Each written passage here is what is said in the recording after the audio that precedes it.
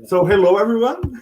Once again, thank you so much for joining. Feel free to pop here in the comments any questions that you have or where you're calling from today. And we are here with our celebrity couple, Lovely and Ravi. So we have the pleasure to host them once again here at the GMAT Club. For people who have not yet seen their videos, we have interviewed them first after their GMAT success, and we all know how painful the GMAT can be.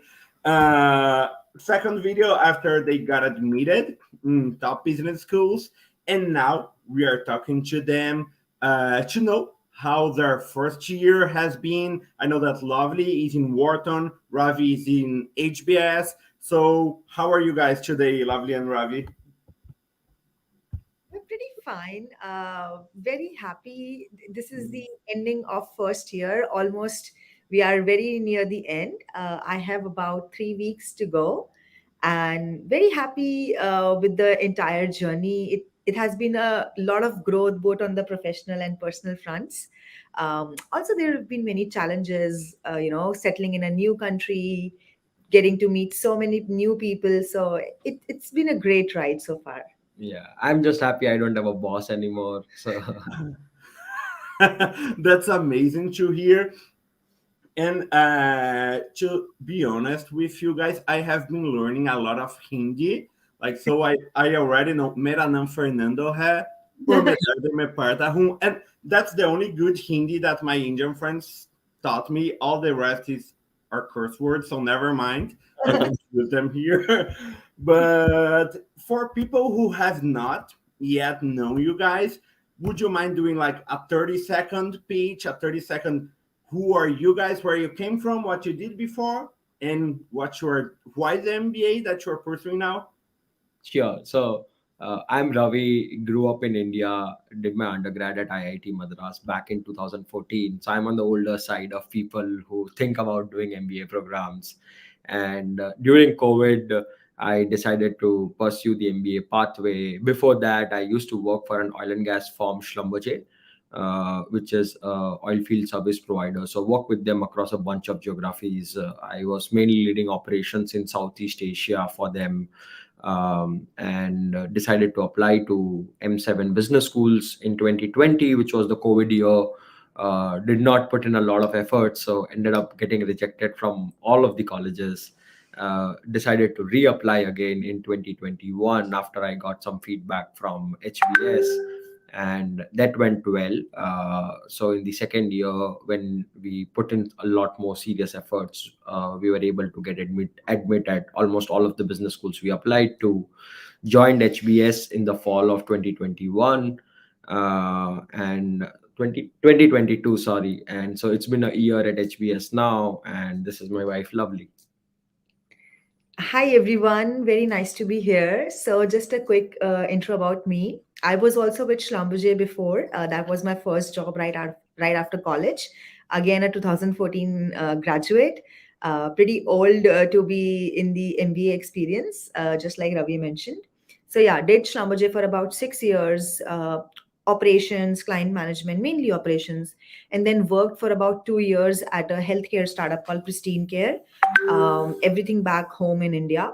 So majorly my career before Wharton was all mainly focused on operations, and I wanted to pivot towards the more business side, towards understanding, like how decisions are made, and to be on the decision making side.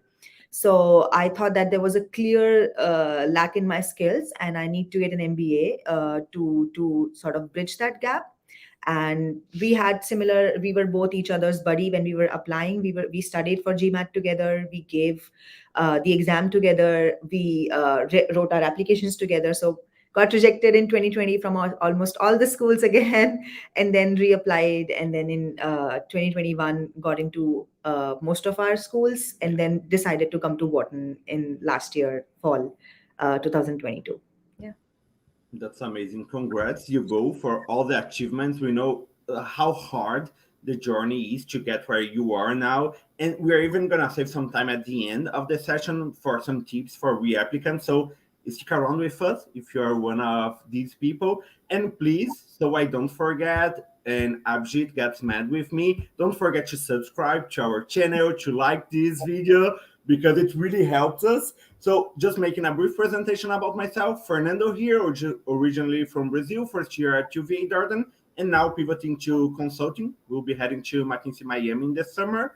So once again, it's a pleasure, guys. And one thing that I believe that many people have in mind, and I would like to ask you, is how was it moving all the way from India to the US? What was the hardest part? Did you guys feel a lot of impact regarding cultural shock or regarding anything specifically that you believe people should pay attention to? Gotta go. Yeah, it was a big transition for both of us, even though we had a pretty global career when we were, when we were working in our professional careers. We traveled a lot, but we had never lived for this long outside India. And traveling is very different from living. So coming here, there's from India to US, it's completely different styles of living.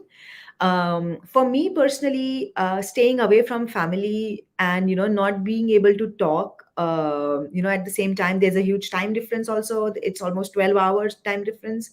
It was a big shock in the beginning, but for me, when I came here to Wharton, like the first month or so was also a lot of excitement because I was getting to experience the new MBA and new people around. So the first month was not that bad, surprisingly. I was enjoying it as well.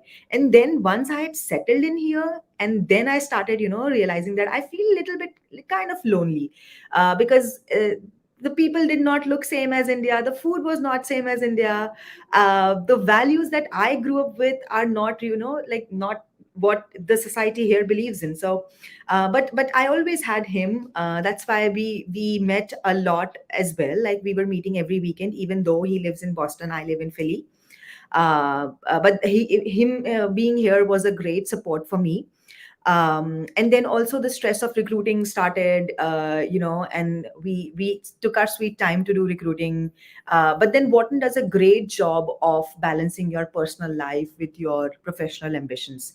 So it was a up and down journey for me, and would like to hear Ravi's version as well. I think pretty similar.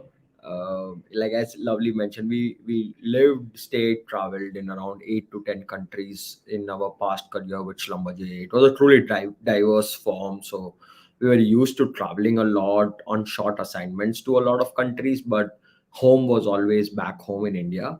So I think that was like a big shocker for me, and I didn't realize till I landed up in Boston that I'm going to be in Boston for the next 2 years and maybe a little longer after the MBA program. So that took some time settling in. I cried a lot in the first month when I actually ended up realizing that I'm not going to be back home in India anytime soon. So that was like a big change for us in terms of personal life, and definitely we were not with our families, we were not together with each other. So that was that.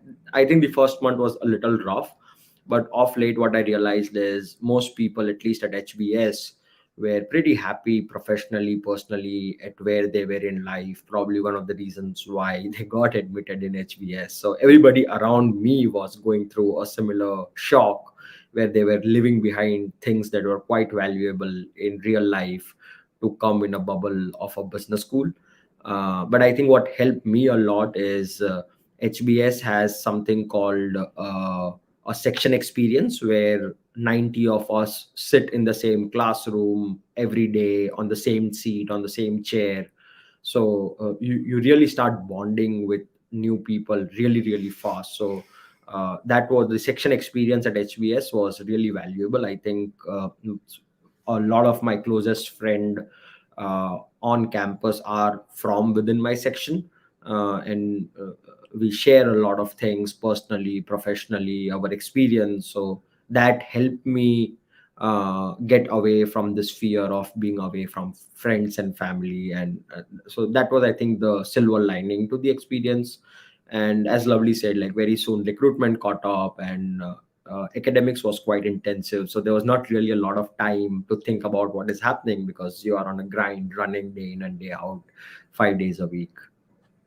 That's great to hear. And the two main things I got from what you both said is that, of course, it's difficult coming from another country, moving here, but the community in both schools really play a huge role in supporting you both to go through that. People who are on the same boat as you guys are and really helping you to navigate that.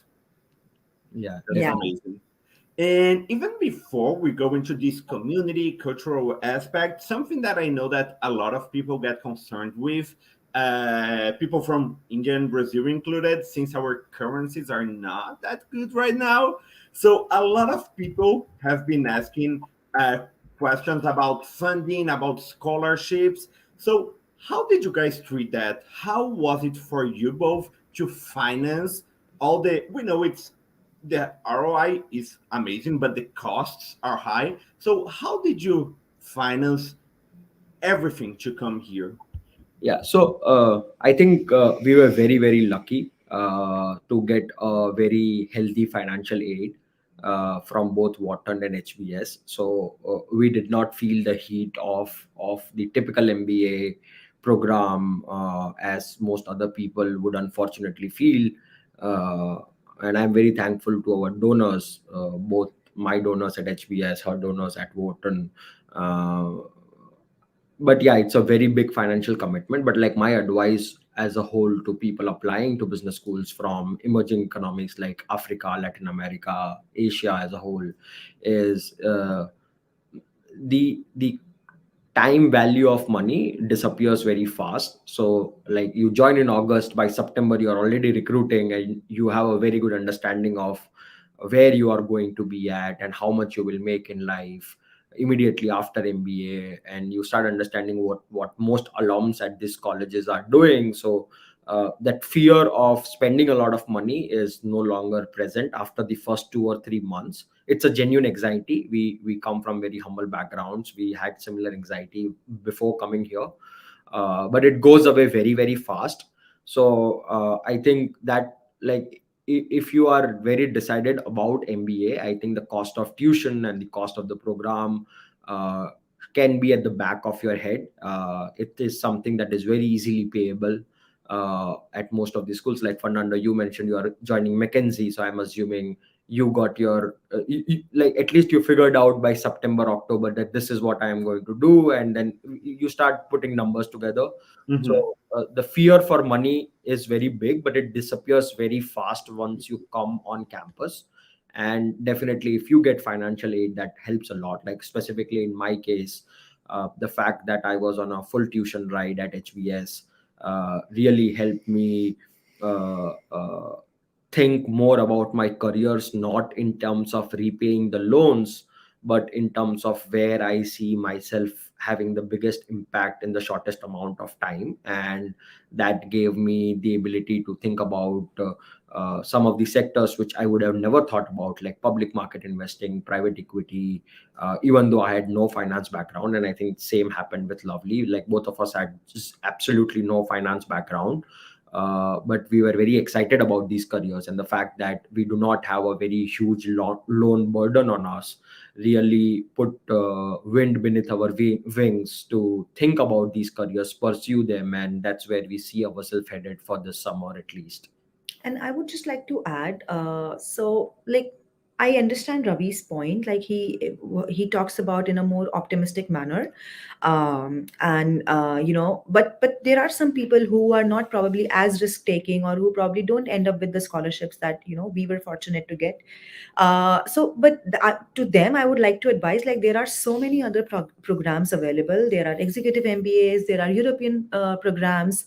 So it's very much necessary that each person follows the path that is most fit for them, and not just get overwhelmed by what everyone else is doing. Just follow your own path. Like there are so many different kinds of programs available. Do a little bit of research. It doesn't take that much time, but follow the path with which you are most comfortable with. Yeah. That's great to hear. And I couldn't really agree more from what you said. When you look into the financial results, really the MBA cost is going to be uh, fairly low compared to what we are gonna get later. And as Lovely said, I think it makes a lot of sense to really define first where you wanna go to then, right? Think about financials and everything. And one question that we also get a lot and that I would briefly like to go over is application wise, Lovely and Ravi, would you say that any specific element helped you guys nailing these healthy financial aids, or because we know admissions always say, hey, it's a holistic process, but would you guys pinpoint anything that people who are applying now could have in mind? Yeah, I can kick that off. So I think one biggest element that we found in our journey was missing when we applied in 2020, and what we changed in 2021 when we reapplied was the fact that the amount of research and efforts we had done to understand the program in which we were applying. Every school is very very different, and we had not done that homework to say when we applied for the first time. And whatever essays and whatever resume and all the materials that we wrote, they were very generic in the sense that they were not very deeply thought out the first time that we applied. In the second time in 2021, we took pains to talk to at least 10 current slash alum students of each school. And between me and him, we also sat in each other's calls. We increased our outreach a lot more. We talked to the admissions committee a lot more, and that made us realize that every school is very very unique, and whatever application you are putting into that school needs to be very much tailored to that school's values and cultures and what it can offer you. So I think my number one advice would be, put the time in the research and put the time in understanding what that particular school believes in. Yeah, I think I echo everything what she says. It's more about making the schools feel that you understand what they stand for and how you align yourself with those values. I think that really helps, not just with your application but with financial aid. And in some schools like HBS, it's a pure need based scholarship, which means that apart from whatever else you write, they can unlock a lot of things, but there is still a need based scholarship, which is basically bases how your past financial history has been. So both of these factors I think play a big role. But I would like, from a candidate's point of view, I think research about the school and clearly articulating what you want to do, where you see impact in your future career, is what matters a lot to these schools. That's awesome advice. Thank you so much, Lovely and Ravi. And now that you guys are in the schools, how would you describe a day in your lives? Like, if you could, before going deeply into that, if you could pick one word to describe it, and please don't pick crazy because that's mine already. So you can do the same. I think Ravi should go first uh, for a typical day at Yeah, HBS. I think one word will be, it's a very vulnerable experience. Like just to expand it in a sentence, I think most of us on campus, as I mentioned earlier, left very beautiful things, and the impact we had at work to come here. And then it's a level playing ground, irrespective of which country, profession, or where you came from, what your age is or what your experience has been. So it's a level playing ground, and then every day you go to classroom or any session, and you are just who you are as a human with a big baggage of your experience. So it's like standing naked in front of a lot of people every single day. So I can't choose between two words for what an experience. I would go with one, A, humbling, very humbling, and B, very fun also. So a typical day, Wharton has a very flexible curriculum. So my 2 days never look exactly the same. I have the option of choosing from some of the core electives, some of the flexible core electives. So I can choose my courses, and my days of the week are pretty different. Then so they I would kick off the day with going to classes, and then doing some homework, and then there would be some club activity, or there would be some professional activity, and then there are almost always some or the other parties happening at Wharton. So that's why I would definitely put the fun part there in my MBA experience here. And also, the people that you see here that I regularly interact with, even though I am like friends with them, I know that individually they have been such high performers, and they are so talented. So it's always a very humbling experience to see that I'm friends with this person, but this person might someday be leader of a big organization, or in a big position. So it's humbling in that way as well. So yeah, for me, it's those two words. I Clearly, mean, clearly, so, Fernando, you must have understood. I am not having a very fun experience at my business school. So oh, then not at all. I mean, and I know that's something really hard to do is prioritize because we have a lot of FOMO going on, right? So you are always with so much social and academics, and at the same time recruiting wise, and it's just crazy. So how do you guys manage that? Because it can be overwhelming sometimes. So how do you manage that? What did you guys make it your priority going to recruitment? After that, has it changed? How has it been so far? yeah, Yeah. I can take that Okay. one. Yeah. Sorry. We Uh, have exactly similar answer on that, so you can go Yeah, I ahead. think that's a very good question, Fernando. And I wish somebody had asked me this, or I had seen a video like this before I landed up at HBS. Uh, I think it's very, very important to know what you want out of the Yeah. MBA program. To be extremely honest, I had no idea what I wanted out of the HBS program. And I think for the entire first semester, and in fact, to a great extent till now, I still have very little idea what I want to do with this MBA program, and that's my biggest headache at HBS. And like to articulate it in a bit more words, what I mean is you need to know what you want to do career wise to start with, like whether you want to do consulting, investing, banking, social sector, whatever it can be. So what you want to do career wise is one thing you should fairly figure out before coming at one of these MBA programs. The second thing is how do you plan to manage your family, both back home if you're an immigrant like us, and also the how much exposure you want to have to the social life, and like what kind of friends you want to make and what kind of communities you want to grow. Not a very detailed answer, but at least some understanding of, okay, I come from India, I know a lot of Latin Americans, maybe I'm going to use the HBS program to network a lot more with the kind of people I don't understand or I don't know. At least that level of understanding I think helps, because then you can be on campus and start optimizing things that you want to do and you don't want to do.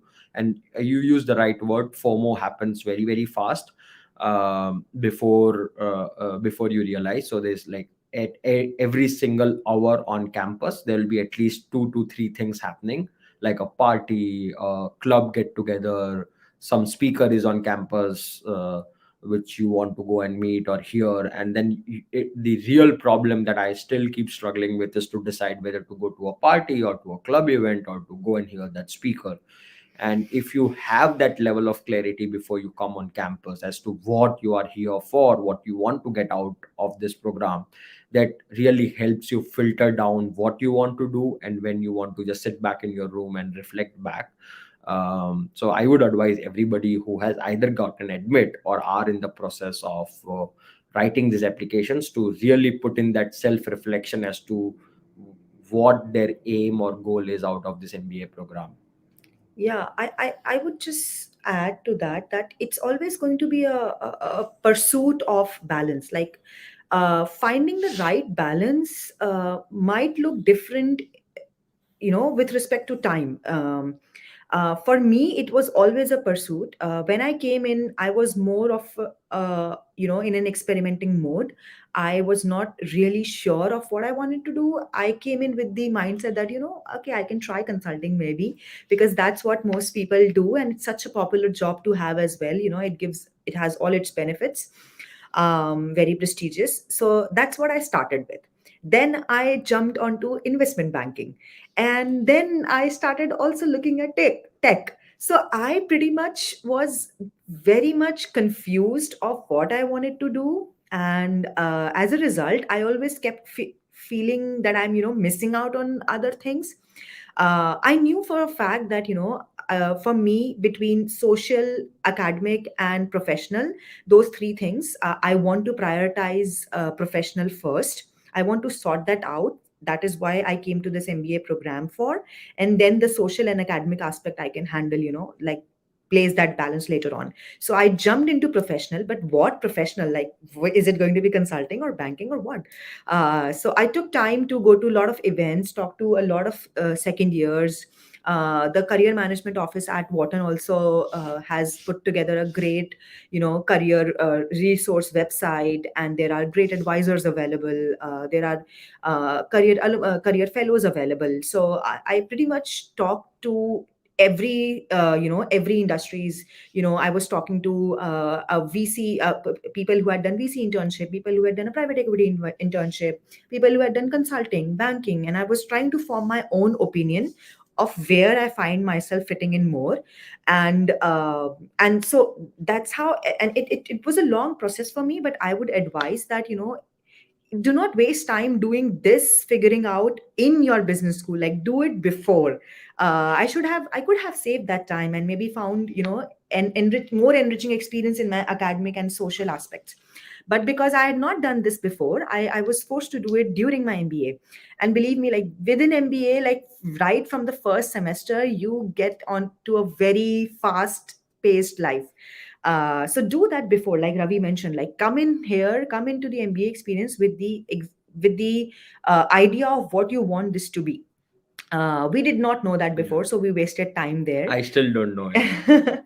And yeah, the professional, academic, and personal, and social, that balance is always going to be a pursuit. You can try your best to manage like 33% in each of them, but to each his own. It's not always possible. Maybe some things would take priority at certain times. Like in an exam, you would not want to do socializing and partying. You would want to prioritize academic. So yeah, that's my take on it.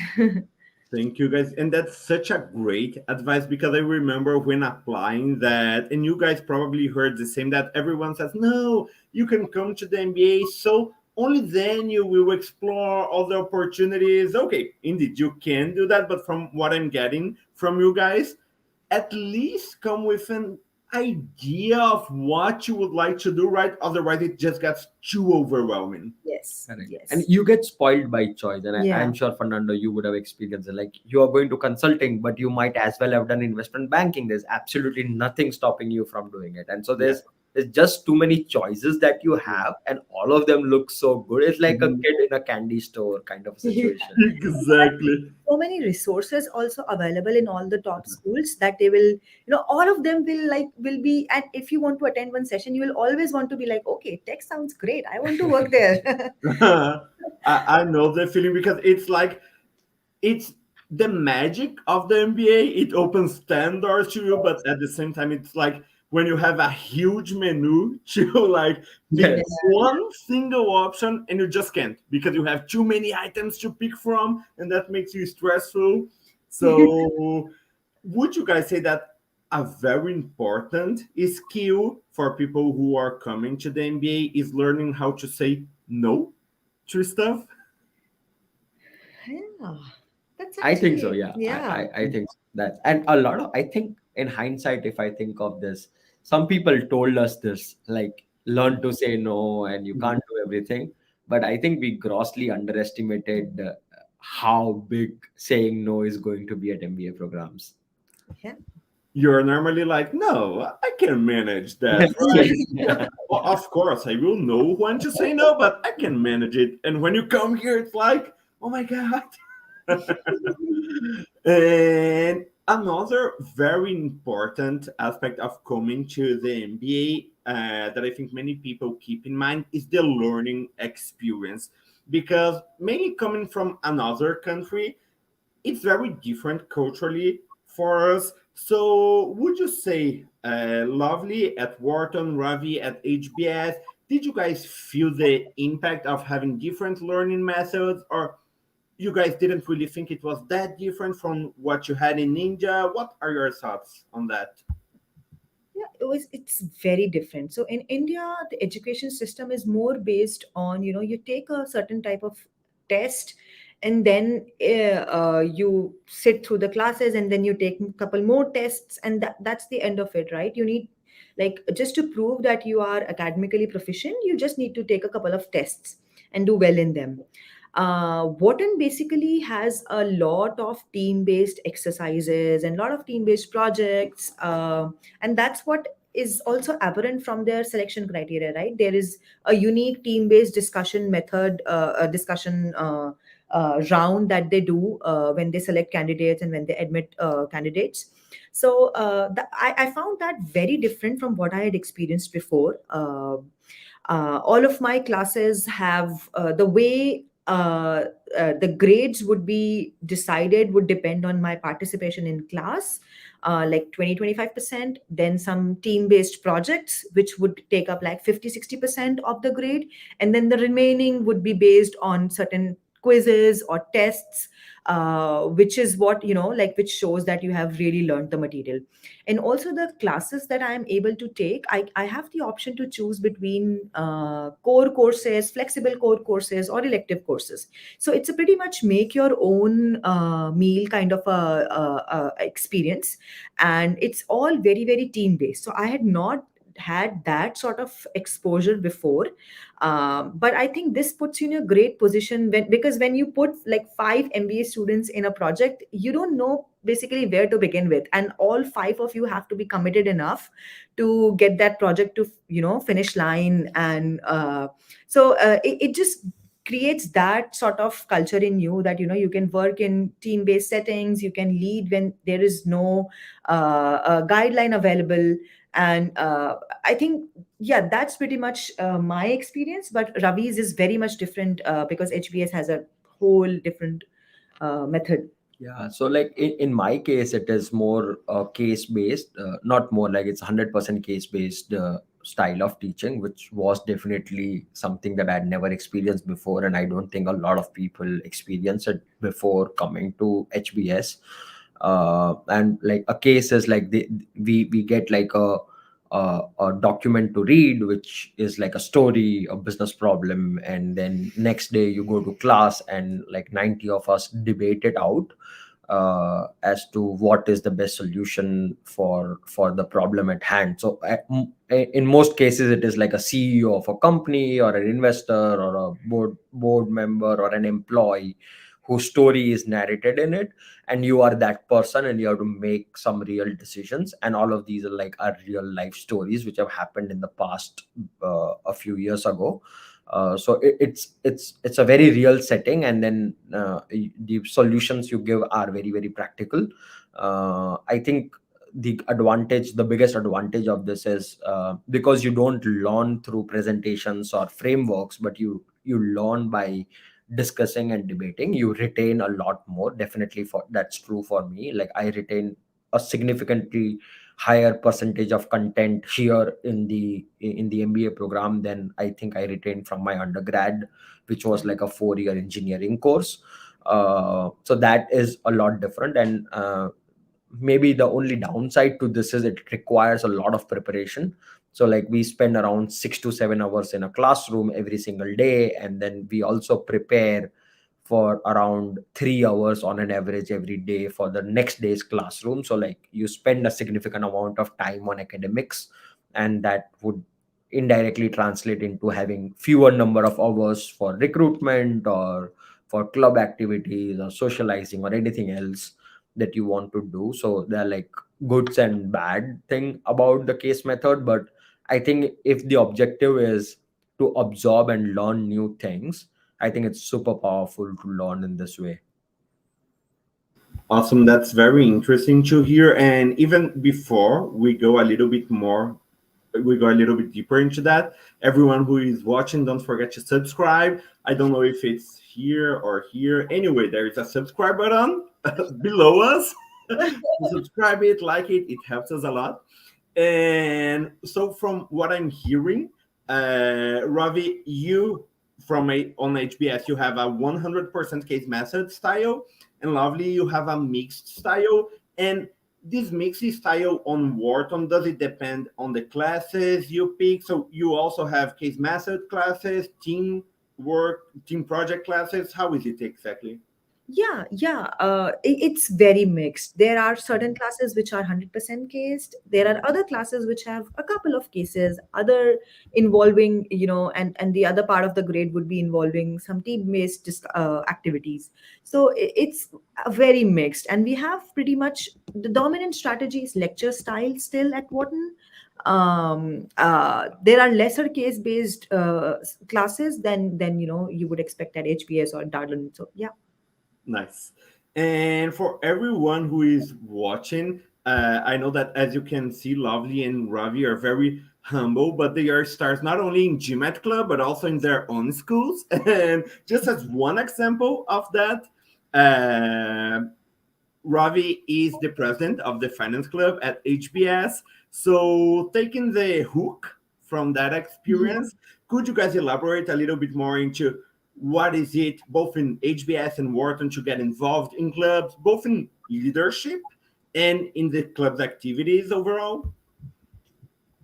Yeah, I can take that one. So um, uh, like my approach to that was to basically understand what are the professional goals I'm here for, and like I started being an active member of a lot of these clubs like the finance club, VCP club, investment management club, to just get a group of like-minded people who are trying to solve for the same thing that you're trying to solve for.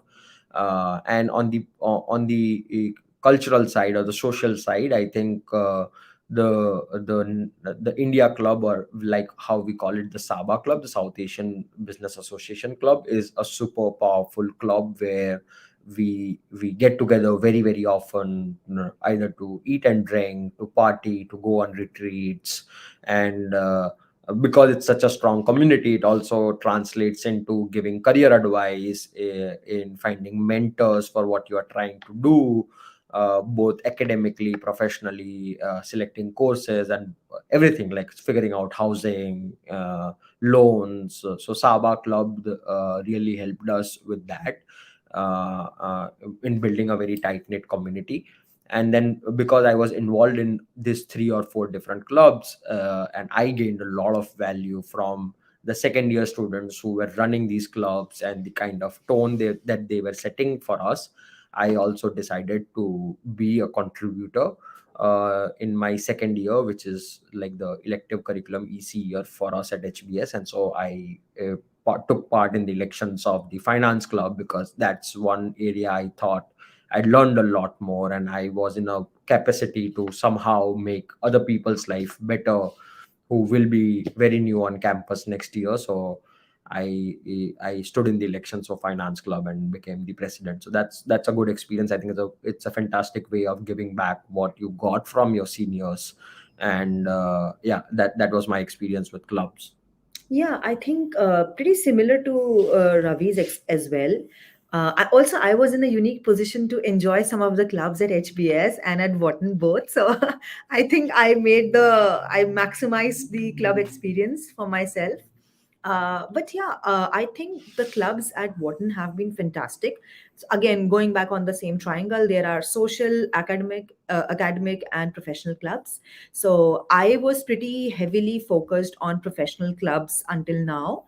I was part of finance club. I was part of investing. There is a private equity venture capital investing club and also a women in investing club. So I was part of those clubs. And industry wise, I was also part of energy and healthcare clubs. And I was actually, I think I went all about, like, I shouldn't have been participating in so many clubs, but I just couldn't, held myself back. But the amount of advice and the amount of efforts that the seniors and the club member,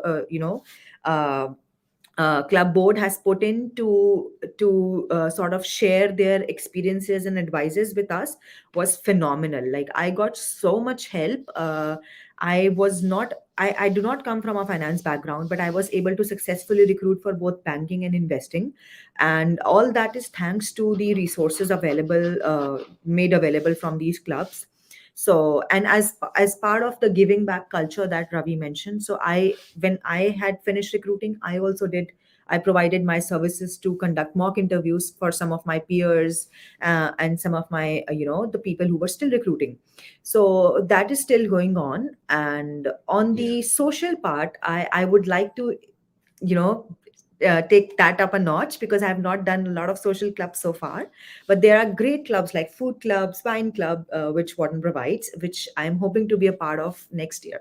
Yeah. And you can also start new clubs at all of these business schools. Like, if there are things that you have done maybe in your undergrad college or professionally, or it was a hobby of yours but you stopped doing it, or something that you always thought of doing, so those can be avenues where either you become a member of a club, or you start your own club. Like, in my case, I think, um, back in Schlumberger, I used to run something called Men for Change, which was like a gender equity club. And I wanted to do something like continue that theme of contributing back to gender inclusion, and themes around them. And uh, HBS, like the business school, did not have like a direct club where I could go and contribute somewhere. But then I figured out that the wider Harvard University had something called Office of Gender Equity, and I wrote to them, and they were very kind enough to let me on their board. So I am like an advisor to the Office of Gender Equity at the Harvard University. So, like, I think there are a lot more resources than what you can think of. Uh, so there are a lot of ways to learn and contribute as clubs at all of these business schools. That sounds amazing. And just to hear how collaborative the culture has been in both Wharton and HBS, and how it has been helping you guys to navigate through all the new stuff that has been happening at the life of you both. And since you mentioned these two, from all that you mentioned, actually, so one, Ravi, we are gonna definitely have to talk later, because I just founded here at Darden the Age Club, Allies for Gender Equity, Incoming President. Like we were talking before, these fancy names, Incoming President, Rising Second Year. And also, when you guys were talking about social activities, it just came back to my mind that last week we had here Holy at Darden, and I lost my wedding band during the one told me that the colored powder would make it slippery. So anyway, not a good story to share. Anyway, You are in a big trouble. see. Oh my god. Anyway, moving forward.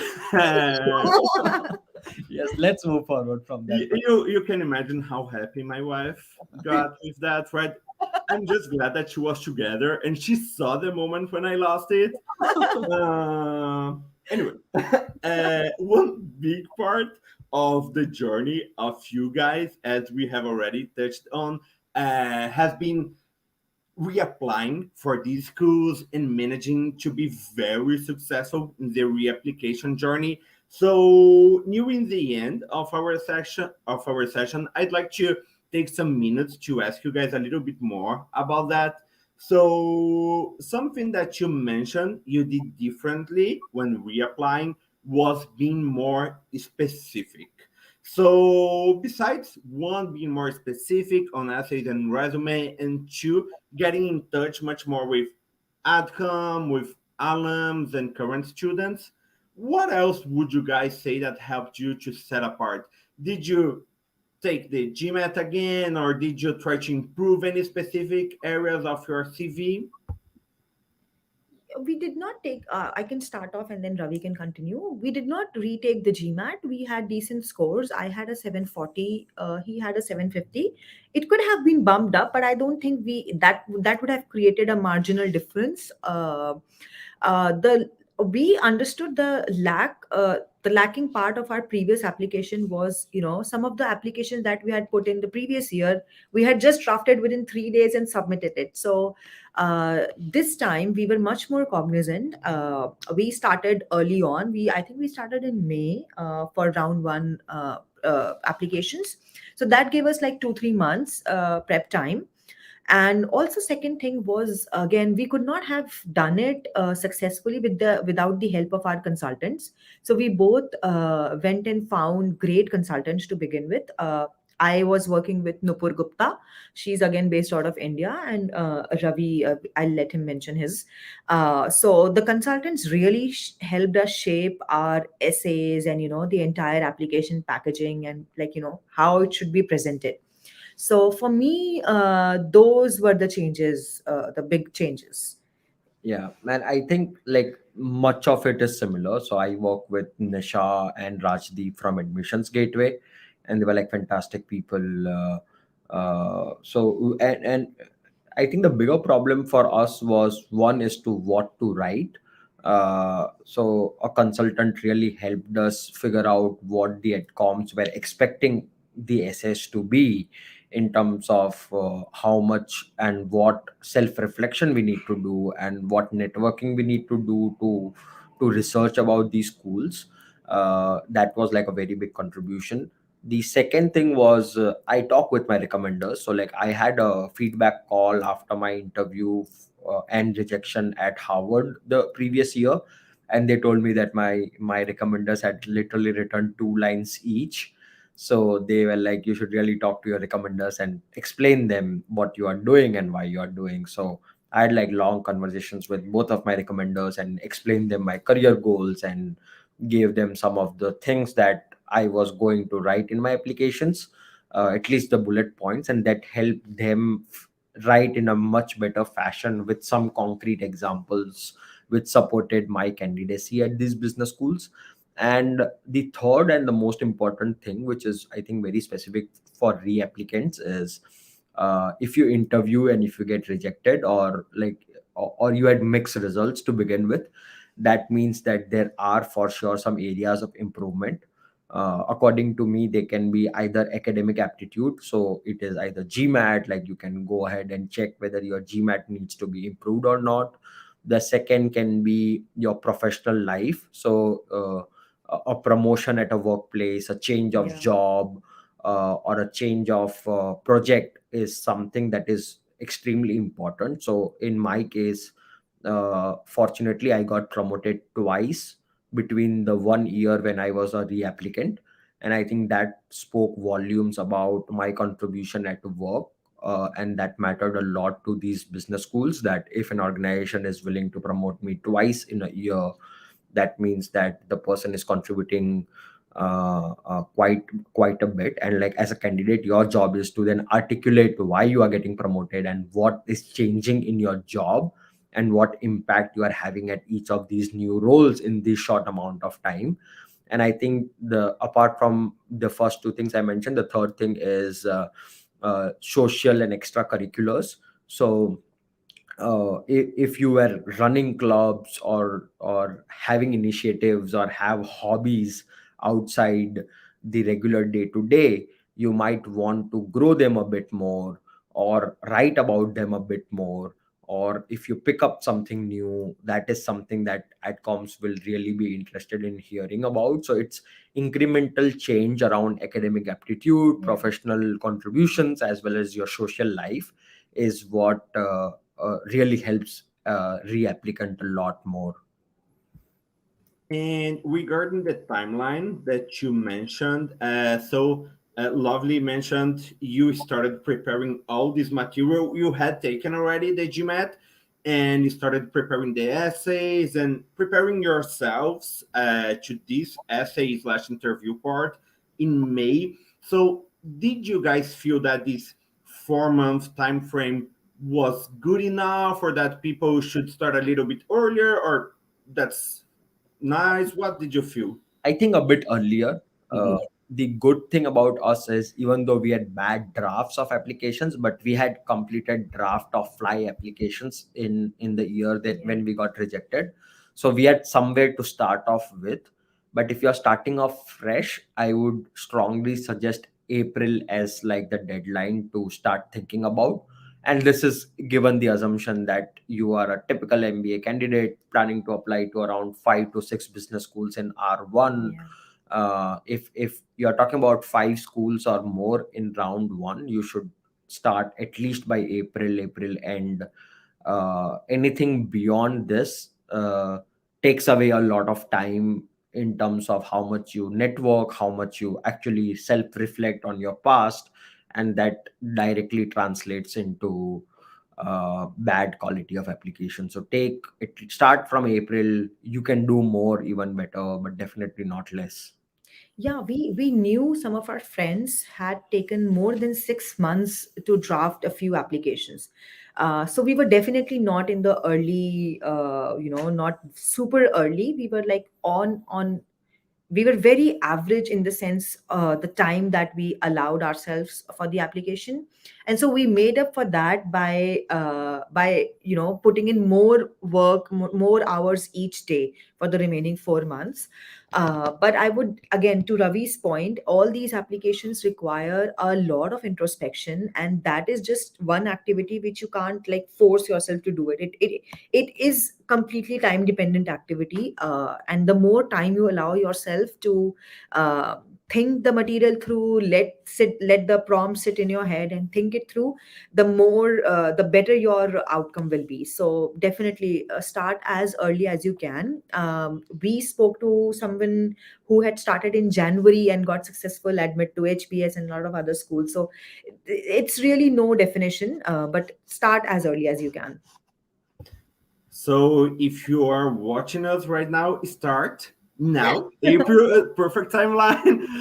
And I definitely agree with that. I mean, if you haven't yet started, now is a great time because you would still have this 4 or 5 months time frame.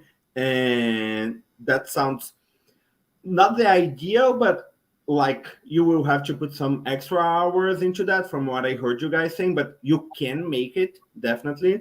And just to briefly touch on that, since we have a question from Ajay, sorry if I'm mispronouncing, he was asking here about the GMAT. So how to improve verbal, because he's really struggling with that. I'm sure you guys touched on this GMAT aspect already, but just to briefly talk something about it.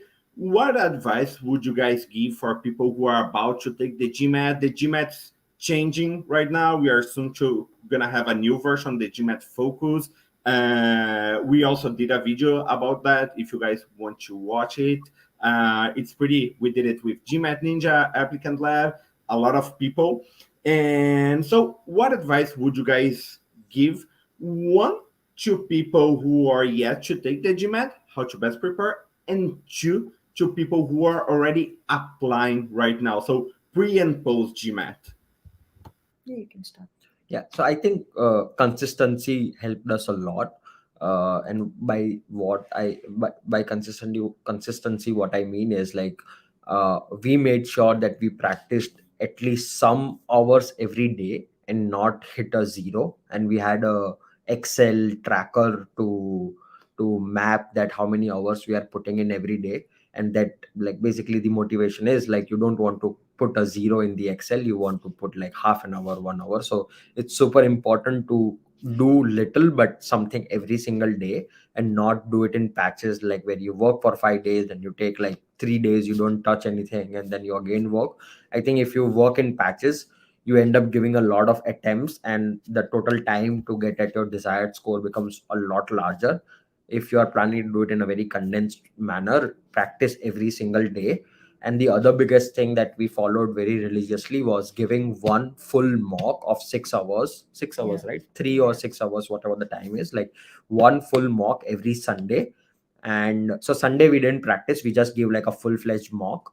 And then after the mock is done, you take like a little break, cook, eat, and then you sit back and reflect on what went right and what went wrong, like what are the questions where you're not performing, like do a very detailed debrief of the mock that you take, and do this all over the Sunday. So basically you screw up all your weekends. That's my advice. But like if you keep doing this, like mock every Sunday, practice every single day of the week, uh, you should be in your desired score range in about 90 days or so.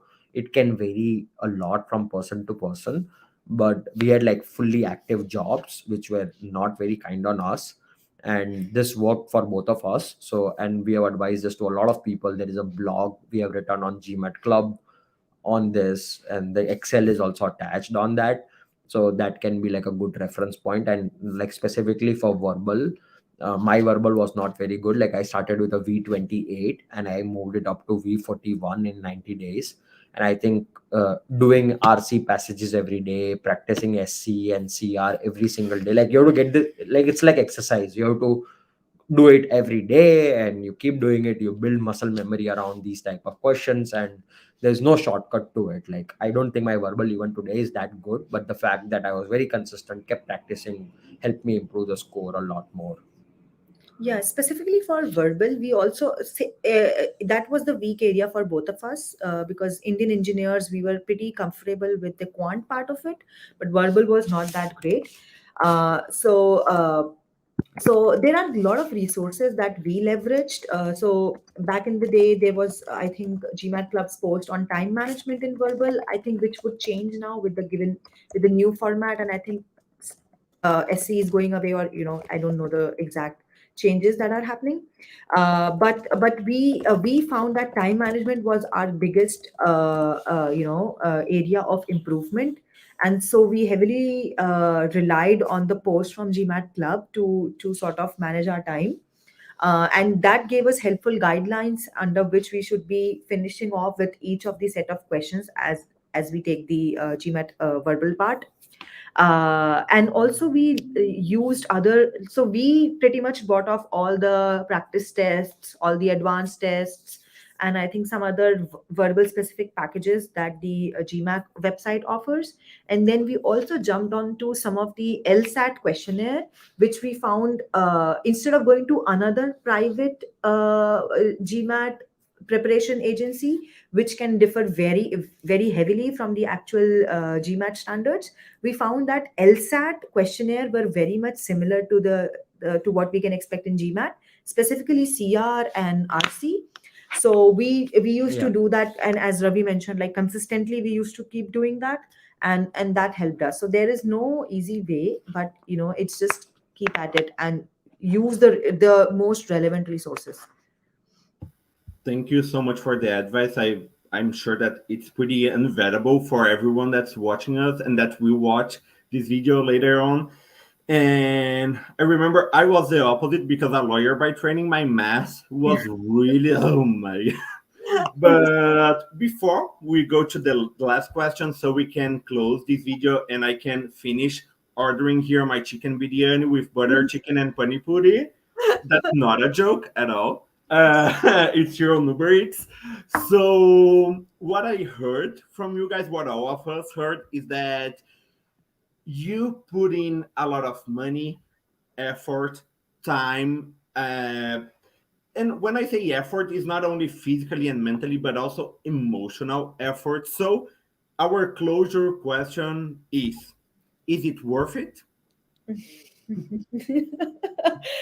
Oh, that's a very tough question.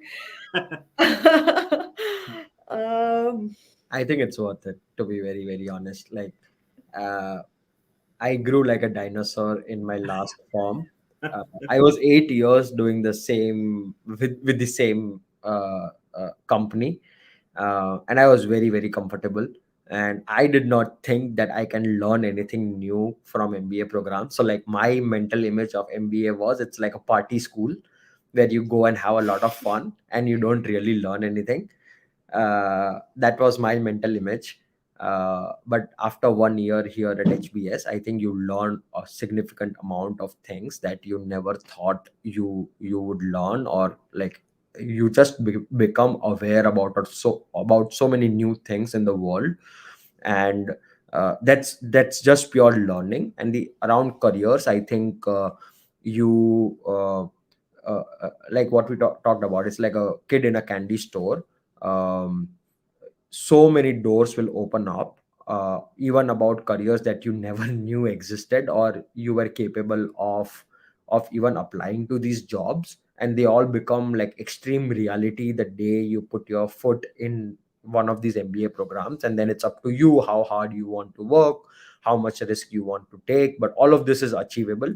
There are people before me who have done the similar kind of things, very big pivots from operations to investing or consulting or banking or tech. And all of this becomes possible. I don't think anybody would want to talk with me without my Harvard MBA degree. If I go and tell them that from operations management, I want to become a consultant or a banker, nobody would want to talk to me. But the fact that I'm at one of these MBA programs, that opens up the door. And the last thing apart from learning and careers is the community that I'm building here at HBS, specifically the section experience that I talked about.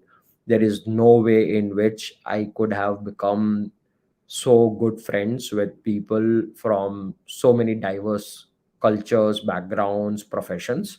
uh, and that is super super important. Even though like me and my wife, we traveled and worked in around 7 8 countries, and we thought we are global citizens, but I think the kind of friendships you make at these business schools is phenomenally different than what you do at workplace settings or on your jobs. And these serve for a lifetime. I truly believe in that them now. I thought earlier all of this is faff, it doesn't really happen like that, but I can be very sure now that some of these friendships are going to serve for a lifetime. And so I think it's worth the money, emotional toll, and the risk we took by quitting our last jobs at the same time. It's definitely worth it. Yeah. I I think I resonate with like 100% of what Ravi said. We as humans, like no, none of us like change. We are comfortable in the place that we have been accustomed to in our country or our jobs or whatever. So it takes a lot of effort to consciously pull yourself out of that comfort zone and put yourself in a place where you are doing some stretch experience. And maybe as young as when we were younger, that would have been much easier. But as we keep growing older, the willingness to get out of comfort zone keeps decreasing. So I think that was a factor for us. But totally, the change that an MBA has brought in me, both on professional front, like I can't even have been here, as Ravi mentioned, without the degree nobody would be able to talk. Even before coming to Wharton, I was able to get a pre MBA internship just by saying that I am a Wharton admit and I am going to join Wharton, and so people were suddenly willing to talk to me. I was the exact same. I just had the Wharton name on my resume, which I had not even started then, right? So professionally, of course, like like it's undeniable that we got a lot of advantages. But even personally, like Ravi mentioned, friendships, and also finding that there are so many talented people around you, and there is no dearth to the places that people have come from. Like everyone has their own individual journey, and seeing that these people still made it here has been so humbling. And so I think it's just the experience makes you a good human as well. So yeah, definitely, you should. I mean, for us it worked out a lot. There are challenges, like we do feel the pain of living apart from each other, from our families. That pain is still there. But still, like that we took, I think we took the very right step at the right time in our life. That's amazing to hear, and I'm sure a boost of motivation for everyone here. And it was great talking and meeting you, Lovely and Ravi. Thank you so much for your time, Dhanyavad. I'm sorry for being 6 minutes, 7 minutes now. pass the time. And if anyone wants to watch Lovely and Ravi's other two videos, they are in GMAT Club, also in our YouTube channel, which you should have subscribed by now. Twice, please. And also the GMAT focus video about the new version of the test. If I can be helpful for both of you guys, Lovely and Ravi, or for anyone watching, please don't hesitate reaching out. And thank you so much once again for your time. Thank you, Fernando. You're an amazing host, and thank you for doing this on a weekend. Yeah, enjoy your biryani and send Oh, some I'm looking forward, to purchase it here on my way to it. Thank you so much, guys. Yeah. Have a great weekend. See you.